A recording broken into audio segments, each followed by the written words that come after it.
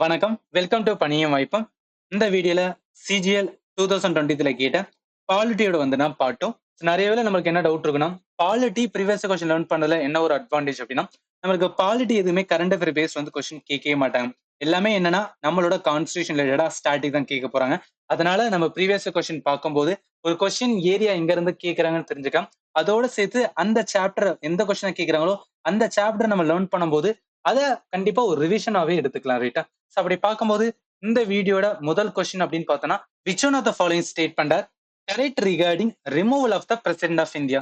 So இந்த question என்ன, பிரசிடென்டோட ரிமூவல் ப்ராசஸ் பத்தி கேக்குறாங்க. நம்ம ஆப்ஷன் பாக்குறதுக்கு முன்னாடி பிரசிடென்டோட ரிமூவல் ப்ராசஸ் என்னெல்லாம் இருக்குன்னு சொல்லிட்டு ஒரு வாட்டி ரிவைஸ் பண்ணலாம். இல்ல நம்ம இம்பார்ட்டன் அப்படின்னு பார்த்தோம்னா procedure for the impeachment of the president, அதாவது இம்பீச்மெண்ட்னா அவரோட ரிமூவல் ப்ராசஸ் என்னெல்லாம் இருக்கு அப்படின்னு சொல்லுவோம். அதுல ஃபர்ஸ்ட் என்னன்னா, இப்போ ஒரு பிரசிடென்ட் ரிமூவ் பண்ணணும் அப்படின்னா அது எதன் மூலம் இம்பீச் பண்ணுவானா, வயலேஷன் ஆஃப் த கான்ஸ்டிடியூஷன். அவர் கான்ஸ்டிடியூஷனை வயலேட் பண்ணியிருந்தா அதை பேஸ் வச்சு என்ன பண்ணலாம், பிரசிடென்ட ரிமூவ் பண்ணலாம் சொல்லுவாங்க. சரி, இப்ப ரிமூவ் பண்றது எங்க ரிமூவ் பண்ணலாம்னா, the charge shall be preferred by either house. அப்ப என்ன சொல்லலாம், லோக்சபால பண்ணலாம் இல்ல ராஜ்யசபால பண்ணலாம். இது இம்பார்ட்டன்ட். அடுத்து இப்ப பிரசிடென்ட் ரிமூவ் பண்ண போறாங்கன்னா அதுக்கு முன்னாடி ரெசல்யூஷன் பாஸ் பண்ண சொல்லுவாங்க. அந்த ரெசல்யூஷன் என்னன்னா, அட்லீஸ்ட் 14 டேஸ் முன்னாடியாவது பண்ணதுக்கு அப்புறம் தான் பிரசிடென்ட் இம்பீச் பண்ண முடியும் அப்படின்னு சொல்லுவாங்க. அடுத்து இம்பார்ட்டன்ட் இதுல சைன் பண்றது, அதாவது இந்த ரெசல்யூஷன் பாஸ் பண்ணும்போது எத்தனை பேர் பாஸ் பண்ணா, not less than 1/4 of the total number of member of the house என்னன்னா இது பண்ணணும். அப்ப 1/4 இங்க என்னன்னா ரொம்ப ரொம்ப இம்பார்ட்டன்ட். எதுக்குன்னா அந்த ரெசல்யூஷனை பாஸ் பண்ணும்போது இத்தனை பேர் சைன் பண்ணா மட்டும்தான் அதை அந்த ரெசல்யூஷனவே எடுத்துக்குவாங்க. ரைட்டா?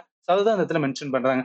ரெசல்யூஷன் இனிஷியேட் பண்ணதுக்கு அப்புறம் என்ன பண்ணுவாங்கன்னா, அந்த ரெசல்யூஷனை பாஸ் பண்ணணும். அந்த பாஸ் பண்றதுக்கு என்ன சொன்னா, 2/3 total membership of the house என்ன பண்ணணும் அப்படின்னா பாஸ் பண்ணணும்னு சொன்னாங்க. அப்ப இந்த இடத்துல என்ன பண்றாங்க, ஸ்பெஷல் மெஜாரிட்டி கிளியர் பண்ணா மட்டும்தான் யார ரிமூவ் பண்ண முடியும் அப்படின்னு பார்த்தோம், பிரசிடென்ட ரிமூவ் பண்ண முடியும். அதுதான் அந்த இடத்துல சொல்றாங்க. ரைட்டா? சோ இத வச்சு நம்மளால அந்த கொஸ்டின் ஆன்சர் பண்ண முடியுமா? நம்ம என்டையரா பிரசிடென்டோட ரிமூவல் ப்ராசஸ் பத்தி பார்த்தோம். அதுல ஃபர்ஸ்ட் ஸ்டேட்மெண்ட் பாருங்க, impeachment process can be initiated in either house of the parliament. Yes, இப்பதான் நம்ம பார்த்தோம். இதுல என்ன பார்த்தோம்னா, இந்த house either house of the parliament என்ன பண்ண முடியும்னா இம்பீச்மென்ட் ஸ்டார்ட் பண்ணலாம். அதனால ஃபர்ஸ்ட் ஸ்டேட்மெண்ட் கரெக்டா தான் இருக்கு. செகண்ட் ஸ்டேட்மெண்ட் பாருங்க, the impeachment charges must be signed by the 1/3 of the member இருக்குல்ல.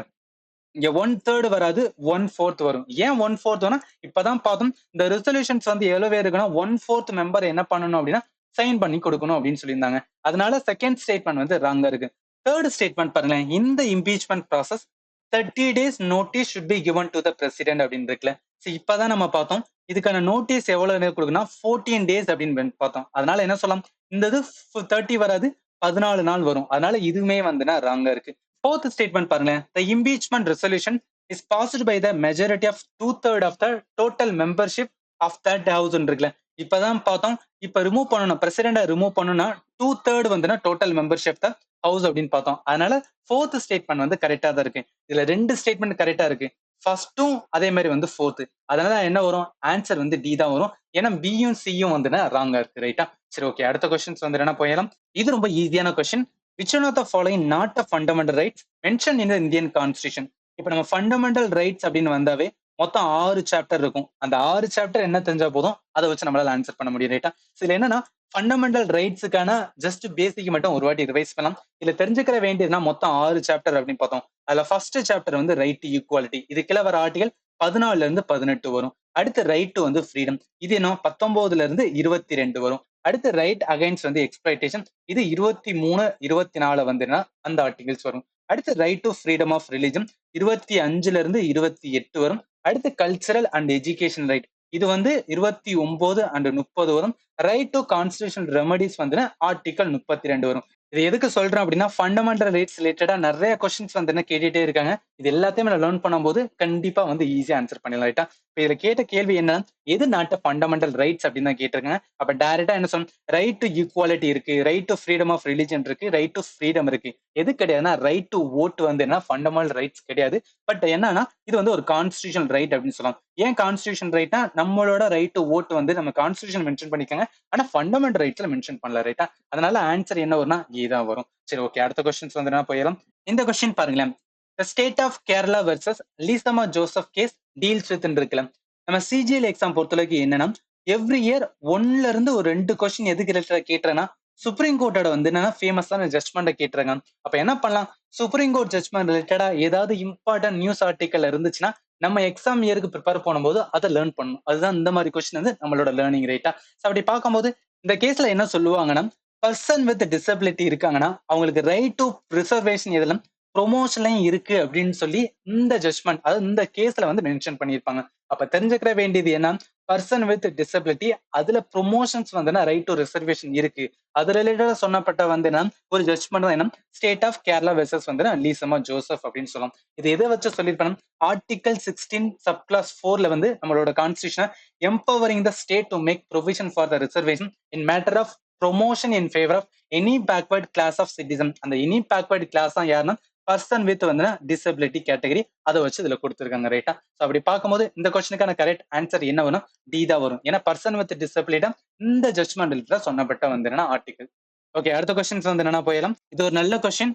இந்த Indian constitution was enacted on which of the following date அப்படின்னு இருக்குல்ல. இதுல என்னன்னா நம்ம கான்ஸ்டியூஷன் எனக்ட் பண்ணப்பட்ட டேட் என்ன, அது தெரிஞ்சா போதும் இந்த கொஸ்டின் ஆன்சர் பண்ணலாம். இந்த கொஸ்டினை எப்படி ஆன்சர் பண்ணலாம், நம்மளோட பிரியாம்பலை வச்சு கூட ஆன்சர் பண்ணலாம். எப்படி பிரியாம்பல்னா, பிரியாம்பல் நம்ம லேர்ன் பண்ணும்போது அதுல எண்ட்ல என்ன சொல்லிப்பாங்கன்னா ஒரு வேர்டு சொல்லிப்பாங்க, இன் அவர் கான்ஸ்டியூன் அந்த assembly this 26th day of November 1949 to hereby adopt enact and give to ourselves this constitution அப்படின்னு மென்ஷன் பண்றாங்கல்ல. அப்ப என்ன சொல்லலாம், 26 வந்துன்னா நவம்பர், 19 வந்து என்னன்னா 49, இதுதான் என்ன பண்ணப்பட்டது, இந்தியன் கான்ஸ்டியூஷனை எனாக்ட் பண்ணப்பட்ட டேட். அப்ப அப்படி பார்க்கும்போது இந்த கொஸ்டினுக்கு கரெக்ட் ஆன்சர் என்ன, 26 நவம்பர் 1949, ஆன்சர் ஏ தான் ஒரு ரைட்டம். இதெல்லாம் ஜஸ்ட் பேசிக்ஸ், பட் நம்ம வந்து கனெக்ட் பண்ணணும், எங்க நம்ம லேர்ன் பண்ணிருக்கோம்னு பார்த்து அதோட கனெக்ட் பண்ண ஆன்சர் பண்ணிடலாம். சரி, ஓகே, அடுத்த கொஸ்டின்ஸ் வந்து போயிடலாம். இந்த கொஸ்டின் பார்க்க ட்ரிக்கியா இருக்கும், என்னோட ஆர்டிகல் வச்சு தான் கேட்டிருக்காங்களே இருக்கும், பட் ஈஸியா ஆன்சர் பண்ணலாம். as per the article 172 subclass 2 dash of the state shall not be subject to dissolution அப்படின்னு கேட்டிருக்காங்களே. இதுல என்னன்னா ஸ்டேட்ல எது வந்து டிசால்வ் ஆகாது, எப்போதும் பர்மனண்டா இருக்கும், அதான் கேட்டிருக்கேன். இந்த கொஸ்டினை எப்படி ஆன்சர் பண்ணலாம்னா, இப்ப சென்ட்ரல் எடுத்துக்கணும், இல்ல பார்லிமெண்ட் அப்படின்னு எடுத்தோம்னா நம்மளுக்கு ரெண்டு இருக்கும். ஒன்னு வந்துன்னா லோக்சபா இருக்கும், இன்னொன்னு வந்து ராஜ்யசபா இருக்கும். அதே தான் நம்மளுக்கு வந்து ஸ்டேட்லயே இருக்கும். ஸ்டேட்ல என்ன இருக்கும், ஸ்டேட் லெகிஸ்லேட்டிவ் அசம்பிளி அப்படின்னு இருக்கும், அடுத்து ஸ்டேட் லெகிஸ்லேட்டிவ் கவுன்சில் அப்படின்னு இருக்கும்.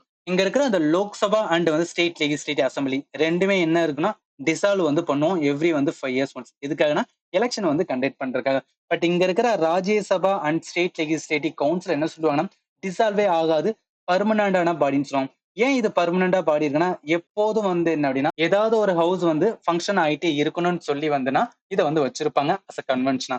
அப்ப என்ன சொல்லலாம், இந்த இடத்துல ராஜ்யசபா வந்து பர்மனன்ட் பாடினா அப்ப ஸ்டேட் என்ன, ஸ்டேட் லெகிஸ்லேட்டிவ் கவுன்சில். அப்ப கவுன்சிலா இருக்கிறது என்னன்னா பீல தான் இருக்கு லெகிஸ்லேட்டிவ் கவுன்சில். இதுதான் என்ன அப்படின்னு பார்த்தா டிசால்வ் ஆகாத வந்து ஸ்டேட்ல இருக்கிற பாடி அப்படின்னு சொல்லலாம் ரைட்டா. மிச்சம் இருக்க பாருங்க, ஹவுஸ் ஆஃப் பீப்புள் என்ன சொல்லுவோம், நம்மளோட லோக்சபா தான் ஹவுஸ் ஆஃப் பீப்புள்னு சொல்லுவோம். கவுன்சில் ஆஃப் ஸ்டேட் என்ன, ராஜ்யசபா. ஏன் இதுக்கு பேரு வந்து ஸ்டேட்ல இருக்கவங்களோட வந்து மெம்பர்ஷிப் நிறைய பேர் வந்து ராஜ்யசபால இருக்கனால கவுன்சில் ஆஃப் ஸ்டேட் சொல்லுவோம். லெகிஸ்லேட்டிவ் அசம்பிளி எப்படி சென்ட்ரல்ல வந்து லோக்சபாவோ அதே மாதிரி வந்து ஸ்டேட்ல ஸ்டேட் லெகிஸ்லேட்டிவ் அசம்பிளி இருக்கும் ரைட்டா. அதனால இந்த கொஸ்டின் கரெக்ட் ஆன்சர் பி தான் வரும். சரி, ஓகே, அடுத்த கொஸ்டின்ஸ் வந்து போயிடலாம். சோ இந்த கொஸ்டினும் சுப்ரீம் கோர்ட்டோட வந்து ஜட்மெண்ட் ரிலேட்டடான கொஸ்டின் தான். Justice Indu Malhotra pen the dissenting opinion in which one of the following landmark judgement அப்படின்னு சொல்றாங்களே. இந்த கொஸ்டின் என்ன அப்படின்னா, இந்து மல்ஹோத்ரா எந்த ரிலேட்டடா வருவாங்க அப்படின்னா சபரிமலை கேஸ் ரிலேட்டடா வருவாங்க. சபரிமலையோட ஜட்மெண்ட்ல மொத்தம் எத்தனை பேருனா 5 பேர் வந்து என்ன ஜட்ஜா இருந்திருப்பாங்க. அதுல 5 பேர்ல 4:1 என்ன மெஜாரிட்டி வெர்டிக்ஸ் வந்து கொடுத்திருப்பாங்க. இந்த ஒருத்தவங்க மட்டும் என்ன பண்ணிருப்பாங்கன்னா இதுக்கு அகைன்ஸ்டா, அதாவது சபரிமலால வந்து உமன் என்ட்ரிக்கு அகைன்ஸ்டா சொன்னது யாரு அப்படின்னா இந்து மல்ஹோத்ரா. அதனால இவங்க ரொம்பவே வந்து நிறைய நியூஸ் ஆர்டிகல்ஸ்ல வந்து கவர் பண்ணிட்டு இருந்தா ஒரு உமன் ரிலேட்டடா ஒரு ஜட்மெண்ட்டுக்கு வந்து என்னன்னா அகைன்ஸ்டா பேசுறாங்கன்னு சொல்லிட்டு நிறைய ஆர்டிகல்ல மென்ஷன் பண்ணிட்டாங்க. அதனால இந்த கொஸ்டினுக்கு கரெக்ட் ஆன்சர் என்ன வரும்னா சீதா வரும். Entry of women to Sabarimala அது ரிலேட்டடா வந்து என்னன்னா இந்து மல்ஹோத்ரா வந்து ஆப்போசிட்டா சொல்லியிருப்பாங்க ரைட்டா. இதை தெரிஞ்சுக்கிற வேண்டியது என்ன, entry of women to Sabarimala ரிலேட்டடா வந்து சுப்ரீம் கோர்ட் வந்து ஜட்மெண்ட் கொடுத்துருப்பாங்க 2018ல. அதுல என்ன சொல்லியிருப்பாங்கன்னா உமனை வந்து என்னன்னா அலோவ் பண்ணலாம்னு சொல்லி வந்து அயோத்தியா டெம்பிள்ல சொல்லியிருப்பாங்க. இதுல ஹியரிங்ல வந்து 5 பேர் இருப்பாங்க. அதுல ஒருத்தவங்க ஆப்போசிட்டா சொன்னவங்க தான் யாரு அப்படின்னா இந்து மல்ஹோத்ரா. இது ஜஸ்ட் பேசிக், இந்த அளவு தெரிஞ்சா போதும் ரைட்டா. அப்படி பார்க்கும்போது இந்த கொஸ்டினுக்கு கரெக்ட் ஆன்சர் என்ன வரும்னா சி தான் வரும். சரி, ஓகே, அடுத்த கொஸ்டின்ஸ் வந்து நான் போயிடலாம். இந்த கொஸ்டின் பாருங்களேன், who administer oath of office to the vice president of India அப்படின்னு இருக்குல்ல. இந்த கொஸ்டின் பார்க்க வந்து ஈஸியா இருக்கிற மாதிரி இருக்கும், பட் வந்து கன்ஃபியூசிங். ஏன் அப்படின்னா நம்ம வைஸ் பிரசிடென்ட் வந்து ஓத் அட்மினிஸ்ட்ரேட் பண்றது யாரா இருக்கலன்னா நம்ம என்ன நினைப்போம், சீஃப் ஜஸ்டிஸ் ஆஃப் இந்தியா இருக்கல, அப்ப அவரு கூட பண்ணலாம்னு நினைச்சு பண்ணிரும். பட் அவர் கிடையாது. யாரு பண்ணுவோம்னா பிரசிடென்ட் ஆஃப் இந்தியா தான் பண்ணும். Vice president oath administrate by வந்துன்னா பிரசிடென்ட் ஆஃப் இந்தியா. இதுல தெரிஞ்சுக்கிற வேண்டியதுன்னா வைஸ் பிரசிடென்ட் செகண்ட் வந்து என்னன்னா ஹையஸ்ட் கான்ஸ்டிடியூஷன் போர்ட் ஆஃப்டர் என்னன்னா பிரசிடென்ட் வரும். இவரோட ஆர்டிகல் அதாவது வைஸ் பிரசிடென்டோட ஸ்டார்டிங் ஆர்டிகல் என்ன ஆர்டிகல் 63. அதுல என்ன சொல்லியிருப்பாங்க, there shall be vice president of India அப்படின்னு சொல்லுவாங்க. ஆர்டிகல் 52ல என்ன சொல்லுவாங்க, there shall be president of இந்தியான்னு சொல்லுவாங்க. இந்த ஆர்டிகல் பிரசிடென்டோட வந்துன்னா ஸ்டார்டிங் ஆர்டிகல். அதே மாதிரி வைஸ் பிரசிடென்ட்க்கு எந்த ஆர்டிகல் ஆர்டிகல் 63. இது ஜஸ்ட் ஞாபகத்துல வச்சுக்கலாம். அதனால இந்த கொஸ்டினுக்கு கரெக்ட் ஆன்சர் என்ன வரும் அப்படின்னா president of India answer C தான் வரும். ரைட்டா, ஜஸ்ட் ரிமெம்பர் பண்ணிக்க, இவர் வைஸ் பிரசிடென்டோட ஓத் யார் பண்ணுவோம் அப்படின்னா president of India, not chief justice of India. இதை நீங்க ஞாபகத்துல வச்சுக்கலாம். ரைட்டா, சரி ஓகே, அடுத்த கொஸ்டின்ஸ் வந்து போயிடலாம். ஸோ இது one of the easiest question. Which one of the following committee recommended for the inclusion of fundamental duties இந்த கான்ஸ்டிடியூஷன் ஆஃப் இந்தியான்னு இருக்குல்ல. இந்த கொஸ்டின் ஏன் ரிப்பீட்டேட்டிவ்னு சொல்றேன்னா, இதை பார்ட் 1 பார்க்கும்போது ஒரு 6 கொஸ்டின் இதுல இருந்து கேட்டிருந்தாங்கன்னா ஃபண்டமெண்டல் டியூட்டிஸ் ரிலேட்டடா கேட்டிருந்தாங்க. இங்கேயும் கேட்கும்போது அப்ப ஃபண்டமெண்டல் டியூட்டி ரிலேட்டடா நம்ம படிக்கும்போது நல்லாவே லேர்ன் பண்ணிக்கணும். அதுல ரிலேட்டட் கொஸ்டின் வரக்கு நிறையவே சான்சஸ் இருக்கு. ரைட்டா, சோ இந்த கொஸ்டின்ல ஃபண்டமெண்டல் டியூட்டி சொன்னால அது ரிலேட்டடா என்டையரா வந்து ஒரு வாட்டி பார்த்தோம். இப்ப என்ன தெரிஞ்சுக்கிற வேண்டியது, ஃபண்டமெண்டல் டியூட்டிஸ் அப்படின்னு படிக்க போறோம். ஃபர்ஸ்ட் தெரிஞ்சுக்கிற வேண்டியது இது எங்க இருந்து பாரோ பண்ணிருக்கணும், யூஎஸ்எஸ்ஆர்ல இருந்து பாரோ பண்ணிருக்கோம். செகண்ட் வந்து ரெக்கமெண்டேஷன் ஆஃப் வந்து ஸ்வரான் சிங் கமிட்டி. அப்ப என்னன்னா கவர்மெண்ட் வந்து என்னன்னா ஒரு கமிட்டி ஃபார்ம் பண்ணி நம்ம ஃபண்டமெண்டல் டியூட்டிஸ் வந்து ஃபாலோ பண்ணலாமா வேணாமா பண்ணும்போது அது ரிலேட்டடா பண்ண கமிட்டி தான் என்ன சர்தர் வந்துன்னா ஸ்வரான் சிங் கமிட்டி. இதுல மொத்தம் வந்து 11 டியூட்டி இருக்கும். ஃபர்ஸ்ட் வந்து 10 டியூட்டி இருக்கும். அது எதன் மூலம் ஆட் பண்ணும், 42nd அமெண்ட்மெண்ட். அடுத்த ஒரு டியூட்டி 11வது டியூட்டி வந்து எதுல ஆட் பண்ணிருப்போம்னா ஆர்டிகல் 51K. அதுல என்னன்னா எந்த அமெண்ட்மெண்ட் 86th அமெண்ட்மெண்ட் வரும். இது என்ன பண்ணிருப்போம்னா எஜுகேஷனை வந்து ஆட் பண்ணிருப்போம். எஜுகேஷன்ல என்னன்னா 6 to 14 வந்து என்னன்னா எஜுகேஷன் கொடுக்கணும்னு சொல்லி இந்த இடத்துல மென்ஷன் பண்ணிருப்பாங்க. ஞாபகத்துல வச்சும் இந்த ஃபண்டமெண்டல் டியூட்டிஸ் ஒன்லி டு வந்து யாருக்குன்னா இந்தியனுக்கு மட்டும்தான் அப்ளிகபிள் ஆகும். சோ இதுல இருக்க எல்லா ஆர்டிகலுமே இம்பார்ட்டன் தான். பட் இம்பார்ட்டன் பார்க்கும்போது ஃபர்ஸ்ட் ஆர்டிகல் ஞாபகத்துல வச்சுக்கேன். Article 51A to abide the constitution and respect its ideal and இன்ஸ்டிடியூஷனும். அதே மாதிரி ஆர்டிகல் 51K என்ன வரும் அப்படின்னா to provide the opportunity for educations by the parent or guardian யாருன்னா child between the age of 6 to 14 அப்படின்னு சொல்லுவாங்க. நான் எல்லா ஆர்டிகலும் மகைனாங்கன்னு சொல்ல, ஏன்னா நான் ஃபர்ஸ்ட் பார்ட் 1லயே எல்லாத்தையும் நான் டீட்டெயிலா சொன்னதுனால ஜஸ்ட் வந்து பிரீஃபா பாத்துக்கிறோம். ரைட்டா, இந்த ஃபண்டமெண்டல் ரைட்ஸ் வித் டிபிஎஸ்பி இது ரிலேட்டடா வந்துன்னா அப்கமிங் நிறைய கொஸ்டின் கேட்கறாங்க. அதுல நம்ம வந்து டீட்டெயிலா பார்த்தலாம். ஸோ இப்ப பார்க்கும்போது இந்த கொஸ்டினுக்கான கரெக்ட் ஆன்சர் என்ன வரும் அப்படின்னு பார்த்தோம். ஃபண்டமெண்டல் டியூட்டி ரிலேட்டடா இருக்கிற கமிட்டி அப்படின்னு பார்த்தோம் சர்தார் ஸ்வரான் சிங் கமிட்டி. அதனால ஆன்சர் ஏ தான் வரும். ரைட்டா, சரி ஓகே, அடுத்த கொஸ்டின்ஸ் வந்து நான் போயிடலாம். ஒன் லைன்ல சொல்லணும் அப்படின்னா இந்த இடத்துல மெய்ட் அதாவது வேலை பார்க்கறவங்களும் அவங்களோட ஓனரும் வந்து சினிமா ஹால்ல வந்து இருக்காங்க. அவங்க சினிமா ஹால்ல பார்க்குற ஓனர் என்ன சொல்றாங்க, இவங்க கூட வந்து நான் மெய்டு கூட வந்து பார்க்க மாட்டேன், அதனால நீ வெளியே போன்னு சொல்றாங்க. இப்ப இதுல எந்த ஆர்டிகல் வந்து டிஸ்கிரிமினேஷனா இருக்கு அதுதான் கேட்டிருக்கேன். நம்மளுக்கு ஃபண்டமெண்டல் ரைட்ஸ் அப்படின்னு வந்தாவே ஆர்டிகல் 14 இருந்து 18 ரொம்பவே இம்பார்ட்டன்ட். ஏன்னா 14 இருந்து 18 எதை பத்தி பேசும், ரைட் டு ஈக்குவாலிட்டி பத்தி பேசும். இந்த ரைட் டு ஈக்குவாலிட்டி நிறைய கொஸ்டின்ஸ் வந்து கேட்கறாங்க. அதுக்காக தான் இந்த இடத்த நான் மென்ஷன் பண்றேன். ரைட்டா, இதுல எந்த ஆர்டிகல் இதை பத்தி பேசும் அப்படின்னு பாத்தீங்கன்னா ஆர்டிகல் வந்து 15.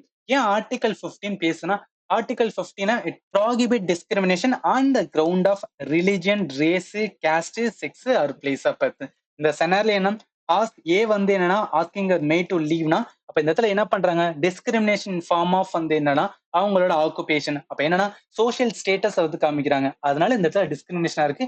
இந்த ஆர்டிகலை வச்சு நம்ம பேசி அவங்களுக்கு என்ன பண்ணலாம் அப்படின்னா அதெல்லாம் அவங்களும் பார்க்கலாம்னு சொல்லி நம்மளால சொல்ல முடியும். ரைட்டா, மிச்சம் இருக்கிற ஆர்டிகல் கேட்டிருந்தாங்களே, அதுல ஆர்டிகல் 16 என்ன ஈக்குவாலிட்டி ஆப்பர்ச்சுனிட்டி அப்படின்னு சொல்லுவோம். ஆர்டிகல் 18 அபாலிஷன் டைட்டில் வரும். 17 வந்து அபாலிஷன் ஆஃப் அன்டச்சபிலிட்டி. அதனால இந்த கொஸ்டினுக்கு கரெக்ட் ஆன்சர் என்ன வரும் அப்படின்னா ஆர்டிகல் 15 ஆன்சர் பி தான் வரும். ரைட்டா, சரி ஓகே, அடுத்த கொஸ்டின்ஸ் வந்து போயிடலாம். இது ரொம்பவே ஃபேக்சுவலான question. when was the first session of the Lok Sabha of Independent India held அப்படின்னு இருக்குல்ல. இந்த கொஸ்டின் என்னன்னா பேசிக் லோக் சபா அண்ட் ராஜ்யசபா ரிலேட்டடா ஒரு வாட்டி வந்து ரிவைஸ் பண்ணலாம். இதுல இம்பார்ட்டன் அப்படின்னு பார்த்தோம்னா பார்லிமெண்ட் அப்படின்னு எடுத்து வச்சுக்கலாம். என்னென்ன வரும், ஃபர்ஸ்ட் வந்து பிரசிடென்ட் வருவாரு, அடுத்து வந்து ராஜ்யசபா, அடுத்து வந்து லோக்சபா. இப்ப இந்த லோக்சபாவோட இம்பார்ட்டன்ட் பார்த்தோம்னா இதுக்கு இன்னொரு பேர் என்ன சொல்லுவோம், ஃபர்ஸ்ட் சேம்பர் அப்படின்னு சொல்லலாம், இல்ல ஹவுஸ் ஆஃப் பீப்புள் அப்படின்னு சொல்லலாம். இந்த லோக்சபாவுக்கு உள்ள வரணும் அப்படின்னா அதுக்கு ஒரு மினிமம் ஏஜ் வந்து 25 ஆயிருக்கணும். இதோட ஃபர்ஸ்ட் செட்டிங் பாருங்க 17th April 1952. நீங்க தெரிஞ்சுக்கிற வேண்டியது லோக்சபா கான்ஸ்டியூட் பண்ணப்பட்ட இது வந்து என்ன 17th April வந்து 1952.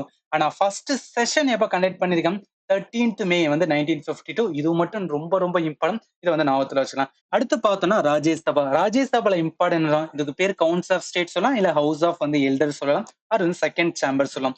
இந்த ராஜ்யசபாக்கு உள்ள போறதுக்கு மினிமம் ஏஜ் 30 வயசு இருக்கணும். அதே மாதிரி இதோட ஃபர்ஸ்ட் சிட்டிங் எப்பனா 13th May 1952. இது ஞாபகத்துல வச்சுக்கிறேன். 13th May 1952ல லோக்சபாவோட ஃபர்ஸ்ட் செஷன் ராஜ்யசபாவோட ஃபர்ஸ்ட் செட்டிங் வந்து 13th May 1952. ரெண்டும் ஒண்ணுதான், பட் வேற வேற இதுல வந்து கண்டக்ட் பண்ணிருக்காங்க. ரைட்டா? இதை நீங்க ஞாபகத்துல வச்சுக்கலாம். அப்படி பார்க்கும்போது இந்த கொஸ்டினுக்கு கரெக்ட் ஆன்சர் என்ன வரும்? 13th May 1952ல தான் என்ன பண்ணிருக்கோம், first session of the Lok Sabha வந்து கண்டக்ட் பண்ணதுனால ஆன்சர் வந்து சி தான் வரும். ரைட்டா? சரி, ஓகே. அடுத்த கொஸ்டின்ஸ் வந்து என்ன போயிடலாம். இந்த கொஸ்டின் பாருங்களேன். The concept of fundamental rights first came into being in the மேக்னா காட்டா அப்படின்னு சொல்றாங்களே, அந்த மேக்னா காட்டா எங்க உருவாச்சு, அதுதான் கேள்வியை கேட்டிருக்காங்க. இந்த மேக்னா காட்டாவை என்ன சொல்லுவாங்க, பேஸ் ஃபார் வந்து ஃபண்டமெண்டல் ரைட்ஸ் உருவாகிறதுக்கான ரீசன் சொல்லுவாங்க. இப்ப இந்தியால என்ன சொல்லுவோம்னா, நம்மளோட இருக்கிறது வந்து ஃபண்டமெண்டல் ரைட்ஸ் அப்படின்னு சொல்லுவோம். அதே யூஎஸ்ல என்ன சொல்லுவாங்கன்னா, இந்த ஃபண்டமெண்டல் ரைட்ஸுக்கு பேர் வந்து பில் ஆஃப் ரைட்ஸ் சொல்லுவாங்க. அப்ப என்ன சொல்லலாம், ஒவ்வொரு நாட்டிலையும் அதுக்கான பேர் வந்து வேற. ஆனா அதோட பேஸ் அப்படின்னு பார்த்தோம்னா, ஆரிஜின் பார்த்தோம் அப்படின்னா இந்த மேக்னா காட்டா. இந்த மேக்னா காட்டா எங்க உருவாயிருக்கும் பாத்தீங்கன்னா, யூகேல வந்து உருவாயிருக்கும். அது என்ன சொல்லுவாங்கன்னா, சார்ட்டர் ஆஃப் ரைட்ஸ்ன்னு சொல்லுவாங்க. இது யார் அக்ரி பண்ணியிருப்பனா, king John of England in வந்து 1215. ஏன் இந்த டைம் வந்து அக்ரி பண்ணிருக்கும், அந்த டைம் வந்து பீப்புள் வந்து நிறைய பேர் வந்து ரிவோல்ட் பண்ண ஆரம்பிச்சிருப்பாங்க. ஸோ ரிவோல்ட் பண்ணதுனால வேற வழி இல்லாம அந்த டைம் என்னன்னா அந்த கிங் வந்து அக்செப்ட் பண்ணியிருப்பாங்க. அதுபடி என்னன்னா, the establish a principle that every one including the king என்ன பண்ணணும்னா, சப்ஜெக்ட் டு த லா, அதாவது ரூல் ஆஃப் லா கொண்டு வருவாங்க. லாக்கு கீழே எல்லாருமே சமம் கொண்டு வந்த இதுதான் வந்து மேக்னா காட்டா அப்படின்னு சொல்றது. ரைட்டா? இப்ப அதை வச்சு என்னன்னா, அந்த மேக்னா காட்டா வச்சு உருவாக்கப்பட்டதான் வந்து ஃபண்டமெண்டல் ரைட்ஸ். இந்த கான்செப்ட் ஆஃப் ஃபண்டமெண்டல் ரைட்ஸ் என்னன்னா, அதுதான் பேசிக்ஸ் ஆஃப் ஒரு சர்டன் ரைட் இருக்கும். Inherent to all human being regardless of வந்து நேஷனாலிட்டி, ரேஸ் ஆர் ஜெண்டர். இதை வச்சுதான் என்ன அப்படின்னு பார்த்தோன்னா, ஹியூமன் ரைட்ஸ், அதாவது யுனைடெட் நேஷனோட ஹியூமன் ரைட்ஸை வந்து அந்த மேக்னா கார்டா பேஸ் வச்சு தான் கிரியேட் பண்ணிருப்பாங்க. இதெல்லாம் ஞாபகத்துல வச்சுக்கலாம். ரைட்டா? இதுல தெரிஞ்சுக்கிற வேண்டியதான், இந்த மேக்னா கார்டாவுக்கும் ஃபண்டமெண்டல் ரைட்ஸ்க்கு டிஃபரன்ஸ் இருக்கு. என்ன டிஃபரன்ஸ் அப்படின்னு பார்த்தோம்னா, மேக்னா கார்டால எது இருக்காதுன்னா ஃப்ரீடம் ஆஃப் ஸ்பீச், ரிலீஜன்லாம் இருக்காது. பட் அது எங்க இருக்குன்னா ஃபண்டமெண்டல் ரைட்ஸ் இருக்கு. இது மட்டும் தான் டிஃபரன்ஸ். இதை வந்து ஞாபகத்துல வச்சுக்கலாம். ரைட்டா? அதனால இந்த கொஸ்டினுக்கு கரெக்ட் ஆன்சர் மேக்னா கார்டா அப்படின்னு வந்தாவே அது எங்க ஆரிஜின் ஆயிருக்கு அப்படின்னா இங்கிலாந்து. அதனால ஆன்சர் ஈ தான் வரும். சரி, ஓகே. அடுத்த கொஸ்டின்ஸ் வந்து நான் போயிடலாம். இது ஈஸியான question, at the same time கொஞ்சம் ட்ரிக்கியான கொஸ்டின் கூட.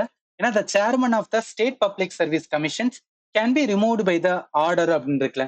இதுல பார்த்தோன்னே என்ன கொஸ்டின்ல ஸ்டேட் அப்படின்னு சொல்லியிருக்காங்க. ஸ்டேட் பப்ளிக் சர்வீஸ் கமிஷன் இருக்கும்போது எதுக்கு பிரைம் மினிஸ்டர் பிரசிடென்ட்லாம் வர போறாங்க, எதர் கவர்னரா வரலாம் இல்ல சீஃப் மினிஸ்டரா வரலாம் சொல்லிட்டு இவங்க ரெண்டு பேருக்குள்ளதான் ஆன்சரா இருக்குன்னு சொல்லிட்டு நம்ம லாஜிக்கா திங்க் பண்ணுவோம். பட் இந்த இடத்துல லாஜிக் வந்து ஒர்க் ஆகாது. ஏன் ஒர்க் ஆகாது அப்படின்னா, ஸ்டேட் பப்ளிக் சர்வீஸ் கமிஷன் நம்மளோட கான்ஸ்டியூஷன் எந்த மாதிரி சொல்லியிருக்காங்கன்னா, இவரை யார் அப்பாயிண்ட் பண்ணுவாங்க அப்படின்னா கவர்னர் வந்து அப்பாயிண்ட் பண்ணுவாங்க.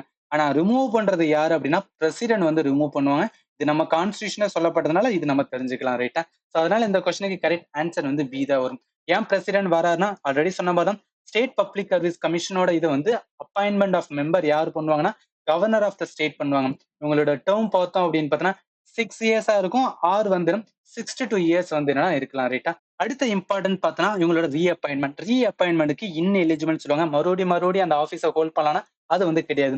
இதுல ரெண்டு இருக்கு, ரிசைனேஷன் இருக்கு, இன்னொன்னு ரிமூவல் இருக்கு. ரிசைனேஷன் அப்படின்னா அவரே வந்து வாலண்டரியா வந்து ரிசைன் பண்றாரு, இந்த வேலை வேணாம்ப்பா அப்படின்னு போனாருன்னா அந்த ரிசைனேஷன் லெட்டரை யாரோட போய் கொடுப்பாரு தான், கவர்னர்ட்ட வந்து கொடுக்கணும். இதே ரிமூவல் பண்றாங்க அப்படின்னா, அந்த மெம்பரை ரிமூவ் பண்றாங்கன்னா அதை யாரு பண்ணுவாரு அப்படின்னு பார்த்தீங்கன்னா ஒன்லி பை த வந்து பிரசிடென்ட் ஆஃப் இந்தியா. ஸோ அதனால இந்த கொஸ்டினுக்கு கரெக்ட் ஆன்சர் என்ன வரும் அப்படின்னா பி, பிரசிடென்ட் ஆஃப் இந்தியா தான் வரும். இப்ப அவன் கேட்ட கேள்வியே வந்து ரிமூவ் இல்லாம அவர் ரிசைன் பண்ணினா சொல்லினா நம்ம வந்து கவர்னர் போட்டு போயிடலாம். ரைட்டா?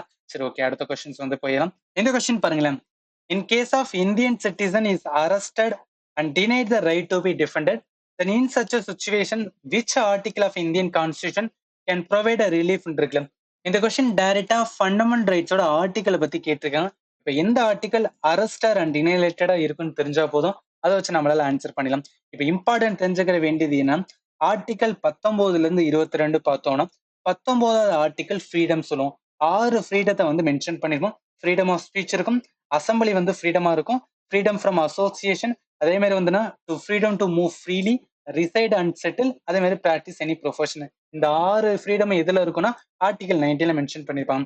ஆர்டிகல் 20ல என்ன இருக்குன்னா ப்ரொடெக்ஷன் ஃபார் வந்து கன்விக்ஷன் ஆஃப் அஃபென்ஸ், அதை பத்தி சொல்லியிருப்பாங்க. அதாவது ஒரு ஜட்ஜ் வந்து என்னன்னா, நான் ஒரு தப்பு பண்ணிருக்கேன்னா எந்த மாதிரி எனக்கு வந்து என்ன தண்டனை கொடுக்கும்னு சொல்ற ஆர்டிகல் ஆர்டிகல் 20ல இருக்கும். ஆர்டிகல் 21ல என்ன இருக்கும், ரைட் டு லைஃப், பர்சனலோட வந்து என்னன்னா லிபர்ட்டி பத்தி பேசுற ஆர்டிகல் ஆர்டிகல் 21 இருக்கும். ஆர்டிகல் 21A வந்து ரைட் டு எஜுகேஷனை பத்தி இருக்கும். 6 to 14 இயர்ஸ் இருக்கும். இதை வந்து ஞாபகத்துல வச்சுக்கலாம். அடுத்து ஆர்டிகல் 22. இந்த ஆர்டிகல் நம்மளுக்கு கொஸ்டினாவே கேட்டிருந்தாங்க. இதுல என்ன சொல்றாங்க, ப்ரொடெக்ஷன் அகேன்ஸ்ட் அரெஸ்ட் அண்ட் அந்த டிடென்ஷன் இன் சர்டன் கேசஸ்.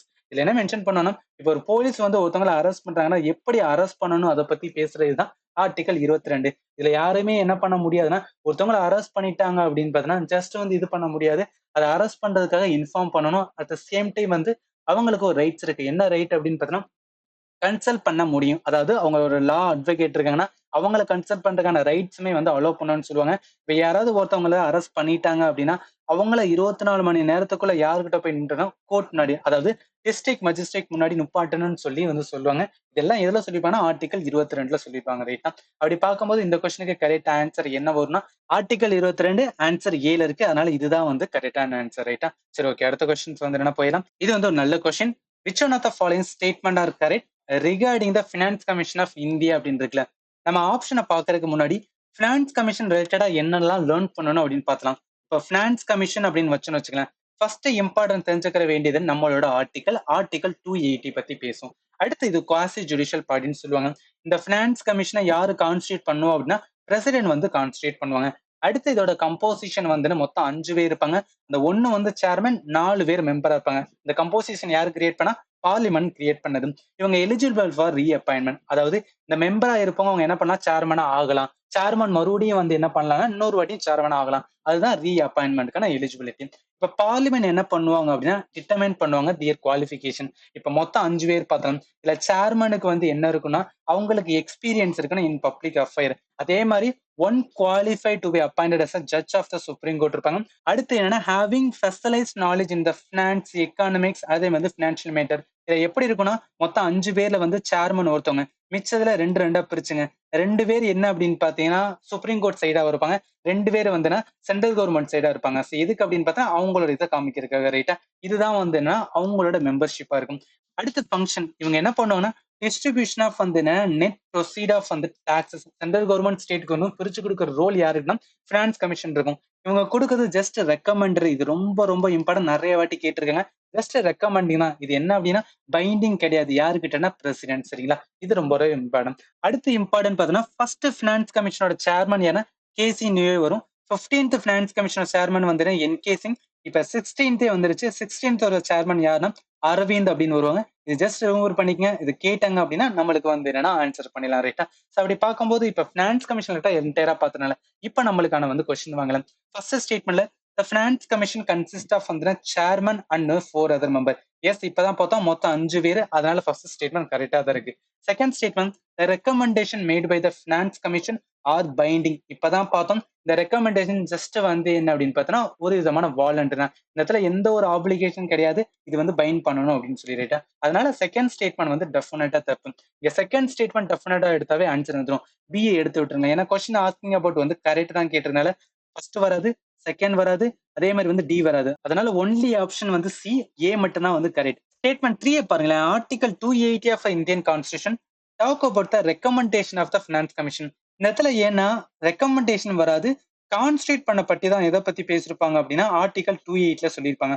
அப்ப என்ன சொல்லலாம், ஆர்டிகல் 280 வந்து ஃபினான்ஸ் கமிஷன் தான். ஆனா ரெக்கமெண்டேஷன் கிடையாது, கான்ஸ்டியூட் பண்ணது. யார் கான்ஸ்டியூட் பண்ணுவானா பிரசிடென்ட் வந்து கான்ஸ்டியூட் பண்ணுவது. இதை வந்து நான் ஒத்து வச்சுக்கலாம். ரைட்டா? ஸோ எல்லாமே ஃபினான்ஸ் கமிஷன் ரிலேட்டடா இருக்கனால இது எல்லாத்தையும் பார்த்தாச்சு. இந்த கொஸ்டினுக்கு கரெக்ட் ஆன்சர் வந்து சி தான் வரும். ரைட்டா? சரி, ஓகே. அடுத்த கொஸ்டின்ஸ் வந்து என்ன போயா இந்த கொஸ்டின் பாருங்களேன். Which one of the following amendment act added 4 new subject? Article 39, 13A, 43A, 48A இந்த டைரக்டிவ் பிரின்சிபல் ஆஃப் ஸ்டேட் பாலிசின்னு சொல்றாங்க. இதுல என்ன தெரிஞ்சுக்கணும், இந்த நாளையுமே வந்து ஒரு அமெண்ட்மெண்ட் தான் வந்து உள்ள கொண்டு வந்திருக்கு. அந்த அமெண்ட்மெண்ட் தான் என்னன்னு கேட்டிருக்காங்க. இதுல இம்பார்ட்டன்ட் தெரிஞ்சுக்கிறது 42nd அமெண்ட்மெண்ட். இது என்ன சொல்லுவாங்கன்னா ஒரு மினி கான்ஸ்டியூஷன் அப்படின்னு கூட சொல்லுவாங்க. ஏன்னா நிறைய இதை வந்து என்னன்னா கான்ஸ்டியூஷன் அமெண்ட்மெண்ட் பண்ணியிருப்பாங்க. இது என்ன ஆர்டிகல் 39, 13A, 43A, 48A இதுக்குள்ள தான் வந்திருக்கு. இப்ப 39 எதை பத்தி பேசும் அப்படின்னு பார்த்தோன்னா நாட்டுல வெல்ஃபேரை கொண்டு வாங்க அப்படின்னு சொல்றதான் ஆர்டிகல் 39 சொல்லுவோம். ஆர்டிகல் 39A வந்து ரொம்ப ஃபேமஸ் ஆனது ஃப்ரீ லீகல் எய்ட், அதாவது ஈக்குவல் ஜஸ்டிஸ் அண்ட் வந்து ஃப்ரீ லீகல் எய்ட பத்தி பேசும். அதே மாதிரி ஆர்டிகல் 43A என்ன சொல்லுவாங்கன்னா காந்தியன் பிரின்சிபல் சொல்லுவாங்க. பார்ட்டிசிபேஷன் ஆஃப் ஒர்க்கர் இந்த மேனேஜ்மெண்ட் பத்தி பேசும். ஆர்டிகல் 48A வந்து என்விரான்மெண்ட் ரிலேட்டடா ப்ரொடக்ஷன் அண்ட் வந்து இம்ப்ரூவ்மெண்ட் ஆஃப் த என்விரான்மெண்ட் அப்படின்னு சொல்லுவோம். ரைட்டா? அதனால இந்த கொஸ்டினுக்கு கரெக்ட் ஆன்சர் என்ன வரும் அப்படின்னு பார்த்தா இந்த நாலுமே கொண்டு வந்த அமெண்ட்மெண்ட் வந்து 42nd அமெண்ட்மெண்ட்ல ஆன்சர் வந்து ஏ தான் வரும். ரைட்டா? சரி, ஓகே. அடுத்த கொஸ்டின்ஸ் வந்து என்ன போயிடலாம். இந்த கொஸ்டின்ல இருந்து தெரிஞ்சுக்கிறது என்னன்னா நம்மளுக்கான பார்ட்ஸ். இப்போ இந்தியன் கான்ஸ்டியூஷனோட பார்ட் பார்த்தா ஃபர்ஸ்ட் ஒரு 5 பார்ட் மட்டும் நான் வச்சுக்கேன். இதுதான் ரிப்பீட்டடா கேட்டுட்டு இருக்கேன். ஃபர்ஸ்ட் வந்து யூனியன் அண்ட் டெரிட்டரி வரும். செகண்ட் வந்து சிட்டிசன்ஷிப்.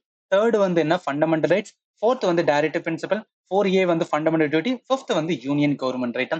இப்ப அவன் கேட்ட கேள்வி வந்து என்னன்னா நம்மளுக்கான ஃபண்டமெண்டல் ரைட்ஸ். அதனால வெறும் பார்ட் 3 கீழ தான் வந்து ஃபண்டமெண்டல் ரைட்ஸ். அதனால ஆன்சர் என்ன வரும்னா டி தான் வரும் ரைட்டா. சரி ஓகே, அடுத்த கொஸ்டின்ஸ் வந்து என்ன போயிடலாம். இது வந்து ரிப்பீட்டேட்டிவ் கொஸ்டின். இதுக்கு முன்னாடி நம்ம பினான்ஸ் கமிஷன் பார்த்தோம், அதே மாதிரி தான் கேட்டிருக்கேன். The finance commission of India required to make the recommendation to the, யார்கிட்ட ரெக்கமெண்டேஷன் கொடுப்பாருன்னா பிரசிடென்ட் கிட்ட தான் கொடுப்பாரு. அதனால ஆன்சர் ஏ தான் வரும். நம்ம என்டையரா பினான்ஸ் கமிஷன் ஒரு வாட்டி ரிவைஸ் பண்ணிட்டோம். அதுல பினான்ஸ் கமிஷனோட ஃபங்க்ஷன் என்ன பார்த்தோம்னா அவங்க ரெக்கமெண்டேஷன்ஸ் யார்கிட்ட கொடுப்பாங்கன்னா பிரசிடென்ட் கொடுப்பாங்க.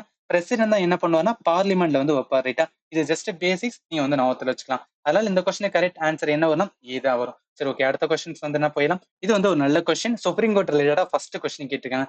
Which article of Indian constitution stipulated the law declared by the Supreme Court shall be binding on all courts within the territory of India. இப்ப கேள்வி வந்து சுப்ரீம் கோர்ட் ரிலேட்டடா இருக்கனால சுப்ரீம் கோர்ட் ரிலேட்டடா இருக்கிற இம்பார்ட்டன்ட் ஆர்டிகல் மட்டும் ஒரு வாட்டி ரிவைஸ் பண்ணலாம். இல்ல தெரிஞ்சுக்கிற வேண்டியது என்ன, சுப்ரீம் கோர்ட்டோட ஜூரிஸ்டிக்ஷன் அப்படின்னு பார்த்தோம்னா மொத்தமே 3 வரும். அதுல இம்பார்ட்டன்ட் ஒன்னு ஒரிஜினல் ஜூரிஸ்டிக்ஷன், அடுத்து அப்பீலேட், அடுத்து வந்து அட்வைசரி. அதாவது ஒரிஜினல் ஜூரிஸ்டிக்ஷனா, அதாவது இது கீழே இருக்கிற ப்ரொவிஷன்ல ஏதாவது பிரச்சனை வந்துச்சுன்னா டைரக்டா யார்கிட்ட போயிடலாம், சுப்ரீம் கோர்ட்ல போகலாம்னு சொல்லுவாங்க. அது என்ன மாதிரி பிரச்சனைனா, இப்ப யூனியனுக்கும் ஸ்டேட்டுக்கு ஏதாவது பிரச்சனை வருது, ஸ்டேட்டுக்குள்ளேயே பிரச்சனை வருதுன்னா டைரக்டா சுப்ரீம் கோர்ட்டை போயிட்டு அவங்க கிட்ட போய் கேட்பாங்க. அப்பீலேட் ஜூரிஸ்டிக்ஷன் என்ன, இப்ப ஹை கோர்ட் இருக்கு, இல்ல கீழே இருக்கிற வந்து செஷன் கோர்ட் இல்ல டிஸ்ட்ரிக்ட் கோர்ட்லாம் இருக்குன்னா அந்த கோர்ட்ல இருக்கிறத என்ன பண்ணுவாங்க அப்படின்னா அப்பீல் பண்ணி வந்து நம்மளோட சுப்ரீம் கோர்ட்டுக்கு போகலாம். அடுத்து அட்வைசரி ஜூரிஸ்டிக்ஷன். இது என்ன அப்படின்னு பார்த்தோம்னா பிரசிடென்ட்க்கு வந்து என்னன்னா அட்வைஸ் பண்ணுவாங்க. ஏன் அட்வைஸ் பண்ணுவாங்கன்னா, இப்போ ஒரு பில் இருக்கு, அந்த பில் வந்து ஆக்டா மாறணும் அப்படின்னா அது லாஸ்ட் எண்ட்ல வந்து சைன் பண்றது யார்? பிரசிடென்ட். சப்போஸ் அவருக்கு ஏதாவது டவுட் வந்துச்சு அப்படின்னா அதை வந்து என்ன சுப்ரீம் கோர்ட் கிட்ட கேட்டுக்கலாம்னு சொல்லுவாங்க. அது மூலம் என்ன அட்வைசரி ஜூரிஸ்டிக்ஷன். அடுத்து வந்து ரிட்ஸ். ரிட்ஸ் என்ன, ஆர்டிகல் வந்து 32 வரும். இப்போ ஹியூமனோட ரைட்ஸ், அதாவது ஃபண்டமெண்டல் ரைட்ஸ் வயலேட் ஆச்சுன்னா இதன் மூலம் என்ன பண்ணுவாங்கன்னா ரைட்ஸ்க்கான ஜஸ்டிஸ் வந்து கொடுப்பாங்க. அடுத்து வந்து ஸ்பெஷல் பவர். இந்த ஸ்பெஷல் பவர் எப்பயாவது வந்து சுப்ரீம் கோர்ட் யூஸ் பண்ணுவாங்க. இது எல்லாமே இம்பார்ட்டன்ட் ஃபார் வந்து சுப்ரீம் கோர்ட். இதுல நம்ம ஆர்டிகல் அப்படின்னு பார்த்தோம்னா ஒரிஜினல் ஜூரிஸ்டிக்ஷன் ஆர்டிகல் 131 வரும். அதே மாதிரி அட்வைசரி ஜூரிஸ்டிக்ஷன் பார்த்தோம்னா ஆர்டிகல் 143 வரும். அதே மாதிரி தேர்டு பாருங்க, law declare by the supreme court binding and all court வந்து 141. இதுதான் நம்மளுக்கு கொஸ்டினாவே வந்து கேட்டிருந்தாங்க ரைட்டா. அடுத்து வந்து கோர்ட் ஆஃப் ரெக்கார்ட் அண்ட் வந்து பவர் டு பனிஷ்மெண்ட் கண்டெம்ட் வந்து ஆர்டிகல் 129. இதுல ஒரு டவுட் வரலாம், அது என்ன வந்து கோர்ட் ஆஃப் ரெக்கார்ட் அப்படின்னா ஒண்ணும் கிடையாது. இப்ப கோர்ட் வந்து என்னன்னா இருக்காங்க, ஒரு கோர்ட்ல வந்து ஒரு ஜட்ஜ்மெண்ட் வந்து கொடுத்தாங்கன்னு வச்சுக்கோங்க. அந்த ஜட்ஜ்மெண்ட் என்ன பண்ணுவாங்க அப்படின்னு பார்த்தோன்னா ரெக்கார்ட் பண்ணி வைப்பாங்க. அந்த ஜட்ஜ்மெண்ட்டை வைத்து ஃபியூச்சர்ல ஏதாவது ஒரு கேஸ் வருதுன்னா அந்த கேஸுக்கான வெரிடிட்டி எதை வச்சு கொடுக்கலாம்னா அந்த பழைய ஜட்ஜ்மெண்ட் வச்சு கொடுக்கலாம். அதனாலதான் இந்த கோர்ட் ஆஃப் ரெக்கார்ட் அப்படின்னு சொல்றாங்க. இதை ஞாபகத்துல வச்சுக்கலாம். அடுத்து வந்து ஹை கோர்ட்டோட வந்து அப்பீல், அது ரிலேட்டட் ஆர்டிகல் ரொம்ப ஃபேமஸ் வந்து 136 சொல்லுவாங்க. அடுத்து ரெட் ஜூரிஸ்டிக்ஷன் ஆர்டிகல் வந்து 32 ரைட்டா. சோ அப்படி பார்க்கும்போது இந்த கொஸ்டினுக்கான கரெக்ட் ஆன்சர் பைண்டிங் வரது வந்து ஆர்டிகல் 141. அதனால ஆன்சர் ஏ தான் வரும். ஓகே, அடுத்த கொஸ்டின்ஸ் வந்து என்ன போயிடும். இது வந்து டைரக்டான question. Which one of the following rights guaranteed by the article 25 of Indian constitution. நம்ம என்னன்னா ஃபண்டமெண்டல் ரைட்ஸ் அப்படின்னு பார்த்தாவே மொத்தம் 6 சாப்டர் அப்படின்னு பார்ப்போம். அந்த 6 சாப்டர்ல ஒன் ஆஃப் த சாப்டர் என்ன பத்தினா ஃப்ரீடம் ஆஃப் ரிலிஜனை பத்தி பேசும். அந்த ஃப்ரீடம் ஆஃப் ரிலிஜனை ஸ்டார்டிங் ஆர்டிகல் 25ல இருந்து 28 வரும். அதுதான் அந்த இடத்துல கேட்டிருக்காங்க ரைட்டா. ஸோ அப்ப தெரிஞ்சுக்கிற வேண்டியது இந்த கொஸ்டின் கரெக்ட் ஆன்சர் ஏ. என்னன்னா நம்மளோட ஃபண்டமெண்டல் ரைட்ஸ்க்கான சாப்டர் தெரிஞ்சுக்கணும். ஆல்ரெடி நம்ம பார்த்துட்டோம், இது ஜஸ்ட் வந்து ஒரு வாட்டி ரிவைஸ் பண்ணிடலாம்.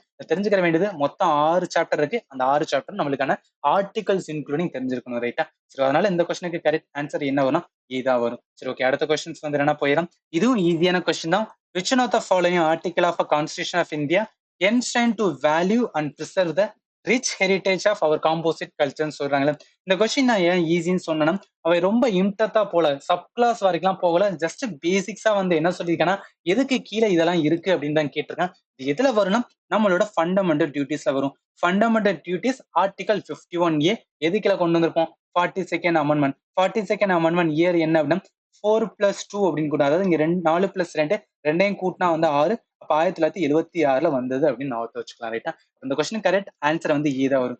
ஏன் வருது அப்படின்னு பார்த்தோம், நம்மளுக்கான ஃபண்டமெண்டல் டியூட்டிஸ் மொத்தம் 11 ஃபண்டமெண்டல் டியூட்டிஸ் பார்ப்போம். அந்த 11வது ஃபண்டமெண்டல் டியூட்டி வந்தது என்ன அப்படின்னு பார்த்தா நம்மளோட எஜுகேஷன். இது எதுக்குள்ள கொண்டு 86 அமெண்ட்மெண்ட்ல கொண்டு வந்திருப்பாங்க. இதை நீங்க ஞாபகத்தை வச்சுக்கலாம். அவன் கேட்ட கேள்வி என்ன அப்படின்னா நம்மளோட value and preserve the rich heritage composite culture. இது எதுனா ஆர்டிகல் 51A எஃப்ல இருக்கு. இதுதான் அந்த இடத்துல இம்பார்ட்டன்ட் ரைட்டா. அதனால இந்த கொஸ்டினுக்கு கரெக்ட் ஆன்சர் என்ன வரும்? இதுதான் வரும். இது ஜஸ்ட் பேசிக்கா தான் கேட்டதுனால இந்த கொஸ்டின் ஈஸியா ஆன்சர் பண்ணிடலாம். சரி ஓகே, அடுத்த கொஸ்டின் வந்து போயிடலாம். இந்த கொஸ்டின் பாருங்களேன்.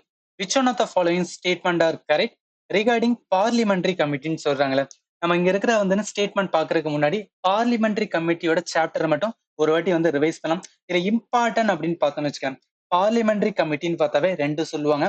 ஒன்னு ஸ்டாண்டிங் கமிட்டி, இன்னொன்னு அட்காங் கமிட்டி. இந்த ஸ்டாண்டிங் கமிட்டில மொத்தம் 24 டிபார்ட்மெண்டல் ஸ்டாண்டிங் கமிட்டி இருக்கும். இதுல இம்பார்ட்டன் அப்படின்னு பார்த்தா ஃபினான்ஸ் கமிட்டி மொத்தம் 6 இதுவா இருக்கும். பட் தேவையானது என்னன்னா இந்த ஃபினான்ஸ் கமிட்டி தான். இந்த ஃபினான்ஸ்லயும் வந்து 3 இது இம்பார்ட்டன். ஒன்னு பப்ளிக் அக்கௌண்ட் கமிட்டி, இன்னொன்னு எஸ்டிமேட் கமிட்டி, இன்னொன்னு கமிட்டி அண்ட் பப்ளிக் அண்டர்டேக்கிங். இப்ப என்னன்னா பார்லிமெண்டரி கமிட்டி அப்படின்னு வந்தாவே சிலதை ஞாபகத்துல வச்சுருவாங்க. அதுல ஃபர்ஸ்ட் இம்பார்ட்டன் எல்லா கமிட்டிக்கான பீரியட், அதாவது டேர்ம் பார்த்தோம் அப்படின்னு பார்த்தோம்னா 1 இயர்ஸா இருக்கும். 1 இயரை தாண்டாதுன்னு சொல்லுவாங்க. செகண்ட் இம்பார்ட்டன்ட் பார்த்தீங்கன்னா, இப்போ ஒரு மினிஸ்டரா இருக்காங்க, இல்ல கவுன்சிலர் மினிஸ்டரா இருக்காங்கன்னா, அவங்க யாருமே என்ன ஆக முடியாதுன்னா, மெம்பராவே ஆக முடியாது. இந்த மாதிரி கமிட்டில. இது வந்து செகண்ட் இம்பார்ட்டன்ட். தேர்ட் இம்பார்ட்டன்ட் பார்த்தோம்னா, லார்ஜஸ்ட் வந்து என்னன்னா கமிட்டி, அதாவது ஸ்டாண்டிங் கமிட்டில எது லார்ஜஸ்ட் அப்படின்னா, எஸ்டிமேட் கமிட்டின்னு சொல்லுவாங்க. இதுல மொத்தம் எத்தனை பேர் இருப்பாங்கன்னா 30 பேர் இருப்பாங்க. இதுல இருக்க மெம்பர் எல்லாமே லோக்சபால மட்டும்தான் வருவாங்க. அதை நான் ஒத்துழைச்சேன். இந்த பப்ளிக் அக்கௌண்ட் கமிட்டில மொத்தம் எத்தனை பேர்னா 22 பேர் இருப்பாங்க. இதுல எப்படின்னா 15 பிளஸ் 7 இருப்பாங்க. 15 பேர் வந்து லோக்சபால இருந்து வருவாங்க. ராஜ்யசபால இருந்து 7 பேர் வருவாங்க. அதே தான் வந்து கமிட்டி அண்ட் பப்ளிக் அக்கௌண்ட். இதுலயும் 22 பேர் இருப்பாங்க. 15 பிளஸ் வந்து 7. அப்ப என்ன மீன்ஸ் 15 பேர் வந்து லோக்சபா, 7 பேர் வந்து ராஜ்யசபா. இது எஸ்டிமேட் கமிட்டி தான் வந்து 30 பேர். ஆனா ஒன்லி வந்து லோக்சபால இருந்து வருவாங்க. இது எல்லாமே வந்து கமிட்டி ரிலேட்டடா இம்பார்ட்டன்ட், ரைட்டா? இப்ப நம்மளுக்கான வந்து கொஸ்டின் வாங்குறேன். நம்மளுக்கான ஃபர்ஸ்ட் ஸ்டேட்மெண்ட் பாருங்க. Minister cannot be the member of the public account committee. நான் இப்பதான் சொன்னேன், பார்லிமெண்டரி கமிட்டி அப்படின்னு வந்தாவே மினிஸ்டர் யாருமே வந்து மெம்பரா ஆக முடியாது. அதனால ஃபர்ஸ்ட் ஸ்டேட்மெண்ட் கரெக்டா தான் இருக்கு, ரைட்டா? செகண்ட் ஸ்டேட்மெண்ட் பாருங்க. The member of the estimate committee are nominated by the speaker of the Lok Sabha. இது நம்மளுக்கு தெரியல, இது நாமினேட்டடா இல்ல எலெக்டடா அப்படின்னு ஒரு டவுட் வரலாம். அதனால இதை வந்து ஹோல்ட் பண்ணிக்கலாம். தேர்ட் பாருங்க. The minister can be the member of the estimate committee if he is nominated by the speaker. இப்பதான் சொன்னோம், எந்த கமிட்டிலுமே என்னன்னா மினிஸ்டர் யாராக முடியாதுன்னா மெம்பரே ஆக முடியாது. அதனால இது வந்து தப்பு. இப்ப சி வந்து தப்பு அப்படின்னாவே என்ன, அவன் கேட்ட கேள்வி வந்து எது கரெக்ட் தான் கேட்டிருக்கான். அதனால சி வந்து வரவே கூடாது. இதை எலிமினேட் பண்ணா நமக்கு ஒரே ஒரு ஆப்ஷன் தான் இருக்கும். அதனால ஆன்சர் ஏ தான் வரும், ரைட்? அப்ப என்ன சொல்லலாம், பியுமே இந்த இடத்துல தப்பு தான். ஏன் பி ஸ்டேட்மெண்ட் தப்புனா, இந்த இடத்துல நாமினேட்டட் கிடையாது. இந்த இடத்துல என்ன பண்ணுவாங்கன்னா எலெக்டட் வந்து பண்ணுவாங்க. இந்த இடத்துல என்னன்னா ஸ்பீக்கர் ஆஃப் த லோக்சபா என்னன்னா அங்க இருக்கிற எஸ்டிமேட் கமிட்டியோட மெம்பர் என்ன பண்ணுவோம், எலெக்ஷன் மூலம் தான் உள்ள எடுப்பாங்க. அதை நீங்க ஞாபகத்துல வச்சுக்கணும். ஃபோர்த் பாருங்க. The member of the committee and public undertaking will have a tenure of 2 years. நான் ஆல்ரெடி சொல்லியிருந்தேன், 3 இம்பார்ட்டன்ட் சொல்லல. எப்போதும் டென்யூர் ஏன்னா 1 இயர் தான் இருக்கும் அப்படின்னு சொல்லியிருந்தோம்ல. அதனால இந்த ஸ்டேட்மெண்டே தப்பு. அதனால ஆன்சர் என்ன வரும்னா ஏ தான் வரும், ரைட்டா? என்டையரா வந்து என்ன பார்லிமெண்டரி கமிட்டி இருக்கிற எல்லாத்தையும் இந்த இடத்துல பார்த்தாச்சு. கண்டிப்பா யூஸ்ஃபுல்லா இருக்கும். இதை நீங்க ஞாபகத்துல வச்சுக்கலாம். அதனால இந்த கொஸ்டினுக்கு கரெக்ட் ஆன்சர் என்ன வரும்னா ஏ தான் வரும், ரைட்டா? சரி, ஓகே. அடுத்த கொஸ்டின்ஸ் வந்து என்ன போயிடும். இது ரொம்பவே ஈஸியான கொஸ்டின். டைரக்டா ஆர்டிகலை கேட்டிருக்காங்க. which one of the following pairs are correctly matched அப்படின்னு கேட்டிருக்காங்கல்ல. இதுல என்னன்னா ஃபர்ஸ்ட் பாருங்களேன், ஆர்டிகல் 15 எதோட கனெக்ட் பண்ணிருக்காங்க, ரைட் அகைன்ஸ்ட் எக்ஸ்பிளாய்டேஷன். நம்ம right against exploitation article 23 and 24 கீழே வரும். அதனால இது டெஃபினட்டா தப்பு. ஏன்னா ஆர்டிகல் 15 பார்த்தோம் அப்படின்னா ப்ராஹிபிஷன் ஆஃப் வந்து டிஸ்கிரிமினேஷன் அண்ட் பேஸ்ட் ஆன் வந்து ரிலிஜியன், ரேஸ் அண்ட் வந்து செக்ஸ் அப்படின்னு பார்ப்போம். அதனால என்ன அப்படின்னா ஃபர்ஸ்ட் ஸ்டேட்மெண்ட் தப்பா இருக்கு. செகண்ட் ஸ்டேட்மெண்ட் பாருங்க. Article 17 and abolition of the title. Abolition of the title article என்ன 18 வரும். ஆர்டிகல் 17 எதை பேசும் அப்படின்னு பார்த்தா அபாலிஷன் ஆஃப் அன்டச்சபிலிட்டி சொல்லுவோம், ரைட்டா? இங்க இருக்கிற அபாலிஷன் ஆஃப் அன்டச்சபிலிட்டி ஆர்டிகல் 17 வரும். அதனால என்னன்னா பியுமே தப்பா இருக்கு. சி பாருங்க.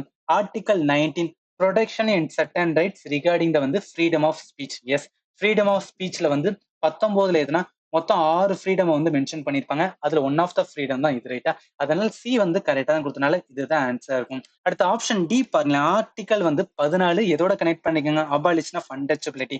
அபாலிஷன் ஆஃப் அன்டச்சபிலிட்டி ஆர்டிகல் 17 வரும். ஆர்டிகல் 14 என்ன அப்படின்னு நான் என்ன சொன்னேன்னா அதான் இந்த இடத்துல மென்ஷன் பண்ணிருக்கேன். ஜஸ்ட் ஆர்டிகல் 14 இருந்து 18 என்னன்னு மட்டும் கொடுத்திருக்கேன், ரைட்டா? அதனால இந்த கொஸ்டினுக்கு கரெக்ட் ஆன்சர் வந்து சி தான் வரும். ஓகே, அடுத்த கொஸ்டின்ஸ் வந்து என்ன போயிடலாம். இந்த கொஸ்டினும் ஈஸி தான். which one of the following does not come under the fundamental duty in the Constitution of India?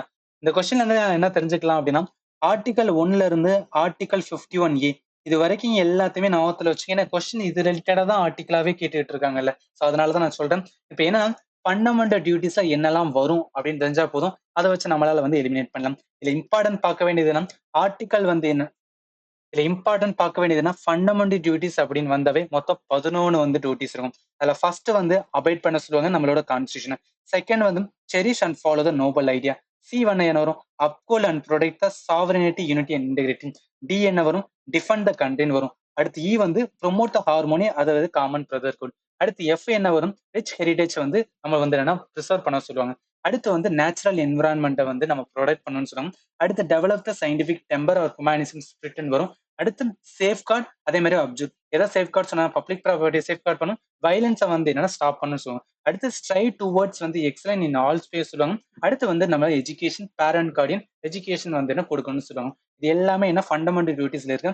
மொத்தம் 11 வந்து டியூட்டிஸ் வரும். இப்போ நம்மளுக்கான கொஸ்டின் வாங்கலாம். நம்ம கேட்ட கேள்வி என்ன, எது வந்து என்னன்னா ஃபண்டமெண்டல் டியூட்டிஸ்ல வராது அப்படின்னு தான் கேட்டிருந்தோம். ஃபர்ஸ்ட் பாருங்க, safeguard public property and observe violence. இப்பதான் பார்த்தோம், இது வந்து பார்ட் ஆஃப் இருந்துச்சு.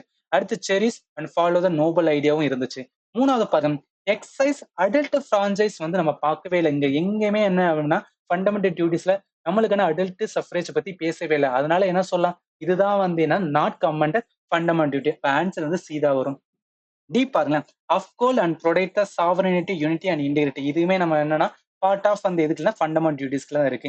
ஏன்னா இங்க வரணும் சி வந்து என்ன அப்கோல் அண்ட் ப்ரொடெக்ட் இருக்கு. அதனால இந்த கொஸ்டினுக்கு கரெக்ட் ஆன்சர் என்ன வரும் அப்படின்னா சி தான் வரும். ஏன்னா இதுதான் நாட் பார்ட் ஆஃப் வந்து ஃபண்டமெண்டல் டியூட்டிஸ். ரைட்டா? சரி, ஓகே. அடுத்த கொஸ்டின்ஸ் வந்து என்ன போயிடும். ஸோ இந்த கொஸ்டின் வந்து ரிப்பீட்டேட்டிவ். இப்பதான் வந்து சுப்ரீம் கோர்ட் ரிலேட்டா பார்த்தோம், அதே அப்படியே ரிப்பீட் பண்ணிக்கலாம். Which article of constitution of India mention that law declared by the Supreme Court is binding on all court. Binding on all கோட்டாவே ஆர்டிகல் என்னன்னா 141 வந்து. ரைட்டா? அதனால ஆன்சர் என்ன வரும்னா டி தான் வரும். நம்ம ஆல்ரெடி பார்த்தோம், சுப்ரீம் கோர்ட் ரிலேட்டா இம்பார்ட்டன்ட் பார்த்தது original jurisdiction article 131, advisory jurisdiction article 143, அதே மாதிரி binding on all court article 141. அடுத்து கோர்ட் ஆஃப் ரெக்கார்ட், அது மாதிரி கண்டெம்ட் வந்துன்னா பனிஷ் பண்றதுக்கானது ஆர்டிகல் 129. அதே மாதிரி வந்து அப்பீலேட் பண்றதுக்கு வந்து நிறைய ஆர்டிகல்ஸ். அது இம்பார்ட்டன்ட் ஆர்டிகல் பார்த்தோன்னா ஆர்டிகல் 136, ரிட் ஜூரிஸ்டிக்ஷன் வந்து ஆர்டிகல் 32. ரைட்டா? ஸோ அதனால இந்த கொஸ்டினுக்கு கரெக்ட் ஆன்சர் என்ன வரும்னா டி தான் வரும். சரி, ஓகே. அடுத்த கொஸ்டின்ஸ் வந்து என்ன போயிடலாம். ஸோ இது வந்து ஒரு ஃபேக்சுவலான கொஸ்டின், நம்மளோட last question. The supreme court of India came into existence அப்படின்னு சொல்றாங்களே, இதுல தெரிஞ்சுக்கிற வேண்டியது என்ன, சுப்ரீம் கோர்ட் எப்ப வந்திருக்கும் அப்படின்னா 26 ஜனவரி 1950 நம்மளோட ரிபப்ளிக் டே செலிப்ரேட் பண்ற டேல தான் என்ன பண்ணிருக்காங்கன்னா நம்மளோட வந்து சுப்ரீம் கோர்ட் ஆஃப் இந்தியாவுமே இனாகிரேட் பண்ணிருக்காங்க. இதுல தெரிஞ்சுக்கிற வேண்டியது, first chief justice of India அப்படின்னு பார்த்தோன்னா ஹிராலால் வந்து ஜே கனியான்னு சொல்லுவாங்க. இதை நீங்க ஞாபகத்துல வச்சலாம். சப்போஸ் ஏன்னா ஃபேக்சுவலா சிஜில கேட்கறாங்கன்னா இந்த மாதிரி தான் கேட்பாங்க. அதுக்காக தான் நான் இந்த இடத்துல கொடுத்துருக்கேன். ரைட்டா? இதோட அடிஷனலா இன்ஃபர்மேஷன் பார்த்தா ஆர்பிஐயோட வந்து என்னன்னா ஸ்டார்டிங் டேட் ஞாபகத்துல வச்சுக்கலாம், 1 ஏப்ரல் 1935. அடுத்து நம்மளோட இண்டிபெண்டன்ஸ் டே வந்துன்னா 15th ஆகஸ்ட் 1947. அடுத்து நம்மளோட வந்து ஃபர்ஸ்ட் போஸ்டேஜ் ஸ்டாம்ப் எப்ப இஷ்யூ பண்ணிருக்கேன்னா 2 அக்டோபர் 1952. இது ஏன் இந்த இதெல்லாம் இயரை சொல்றேன்னா, நம்மளுக்கான ஆப்ஷன் இங்க கொடுத்துருக்காங்க பாருங்க. 2 அக்டோபர் 1952, 15th ஆகஸ்ட் 1947. அதே மாதிரி வந்து என்னன்னா 35ல வந்தது என்ன அப்படின்னு பார்த்தா ஆர்பிஐ கிரியேட் பண்ணிருப்பாங்க. ரைட்டா? ஸோ அதனால இந்த கொஸ்டினுக்கு கரெக்ட் ஆன்சர் சுப்ரீம் கோர்ட் எப்ப வந்திருக்குன்னா 26 ஜனவரி 1950ல. அதனால ஆன்சர் வந்து பி தான் வரும். ரைட்டா? ஸோ இதோட நம்மளுக்கு என்னன்னா பார்ட் 2 வந்து கம்ப்ளீட் ஆகுது. இதோட கண்டினியூஷன்ஸ் வந்து பார்ட் 3 இருக்கு. அதுல என்னன்னா ஒரு 25 கொஸ்டின். ஸோ என்டையரா வந்து மொத்தமே 75 கொஸ்டின் இதுல இருந்து கேட்டிருந்தாங்க அப்படின்னா பாலிட்டில 2023ல கேட்டிருந்தாங்க. ஸோ கண்டிப்பா நான் சொல்றேன், இந்த 2023 கொஸ்டினை பார்க்கும்போது இது எல்லாமே ஸ்டாட்டிக் பார்ட்னால 2024க்குமே வந்து நல்லாவே யூஸ்ஃபுல்லா இருக்கும். ரைட்டா? ஸோ அதனால இந்த வீடியோ உங்களுக்கு யூஸ்ஃபுல்லா இருந்துச்சுன்னா நம்ம சேனல் மறக்காம வந்து சப்ஸ்கிரைப் பண்ணுங்க. உங்களுக்கு ஏதாவது டவுட் இருந்துச்சுன்னா இந்த வீடியோட கமெண்ட் செக்ஷன்ல மென்ஷன் பண்ணுங்க. அண்ட் ஃபைனலி தேங்க்யூ ஃபார் வாட்சிங் and have a nice day.